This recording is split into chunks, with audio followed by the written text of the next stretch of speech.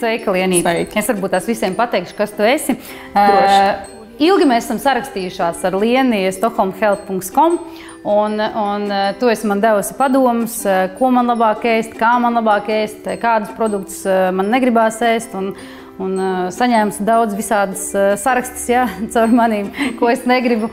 Un es gribu, lai tu beidzot parādi man un arī varbūt tās citiem cilvēkiem, kā mēs varam uztaisīt garšīgu, veselīgu, brīnišķīgu kokteili.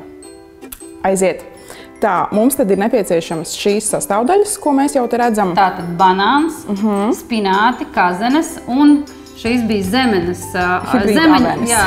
zemeņavenes vai aveņu zemenes. Man starp citu ļoti patīk tas, ka Stokholmas diētai var savienot it kā nesavienojams lietas, ja? Tad spinātus ar augļiem vai vispār kaut kādas dārzeņus ar augļiem. Jā, vai dārzeņus ar augļiem un tas tiešām ir ļoti garšīgi un veselīgi, jo tu tā kā vienā kokteilī sabalansē jau visu nepieciešamo sev, vai ne? Un dosim kokteili arī ģimenei, jo, piemēram, maniem bērniem arī ļoti garšo kokteili. Lieliska doma.